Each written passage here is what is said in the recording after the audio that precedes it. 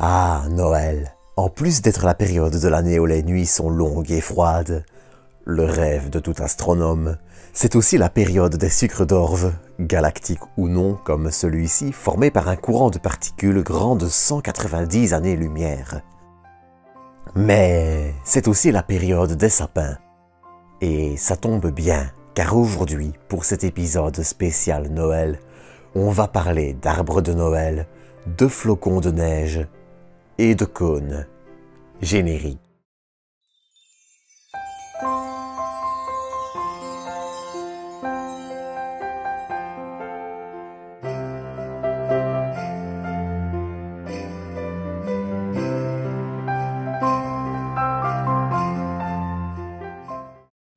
Si vous ne la connaissez pas encore, laissez-moi vous présenter NGC 2264.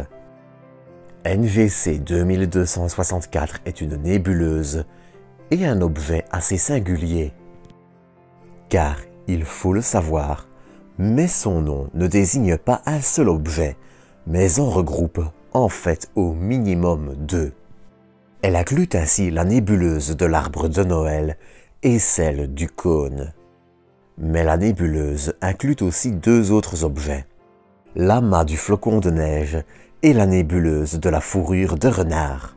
D'ailleurs, cette dernière n'est pas toujours considérée comme faisant partie de la nébuleuse, même si, en réalité, elle est rattachée au même objet.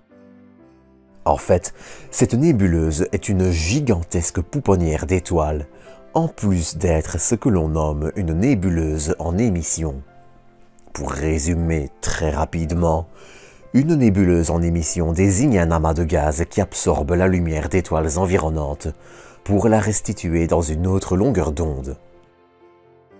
Située à environ 2300 années-lumière de nous, dans la constellation de la Licorne, la nébuleuse a une taille, vue de la Terre, de près de 2 fois la nébuleuse d'Orion, soit environ 4 pleines lunes. Hélas, cette nébuleuse est surtout observable en infrarouge et, à part l'amas du flocon de neige, aucune partie ne sera observable à l'œil humain.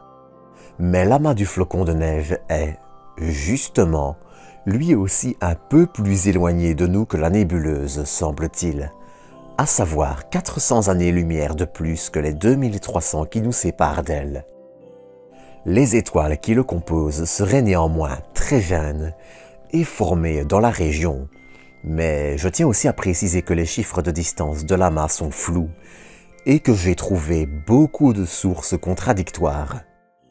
Le problème, c'est que NGC 2264, désignant 4 objets différents, 5 si on comprend la nébuleuse dans son ensemble, est assez compliqué quand il faut trouver des sources d'informations fiables. Hélas. Mais au-delà de l'amas du flocon de neige, la nébuleuse contient aussi la nébuleuse de l'arbre de Noël. Cette zone, assez lumineuse, est une gigantesque pouponnière d'étoiles qui sont cachées par une épaisse couche de gaz. Il en va d'ailleurs de même pour la nébuleuse de la fourrure de renard et du cône. Encore une fois, si vous désirez observer cet objet, le défi risque d'être de taille. Déjà, il ne faut pas compter sur le fait d'observer la nébuleuse en elle-même, qui est peu rayonnante en lumière visible. De façon générale, seules quelques étoiles de l'amas du flocon de neige seront visibles avec un télescope moyen ou une bonne paire de jumelles. Néanmoins, avec l'étoile 15 Monocérotis B qui est en son centre et est assez visible, vous pouvez encore la trouver assez facilement en partant de l'étoile la plus basse des Gémeaux. Il faut cependant en attendre peu en visuel, mais elle reste néanmoins sympathique à reconnaître.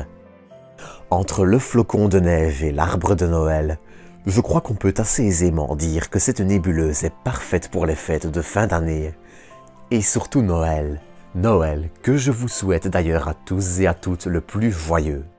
Sur ce, je vous donne rendez-vous demain à 19 h, sauf changement de programme, pour un nouvel épisode et terminer la série James Webb. D'ici là, je vous souhaite encore un très joyeux Noël, passez une bonne soirée, prenez soin de vous et prenez soin des autres. Et à bientôt pour une nouvelle dose d'espace.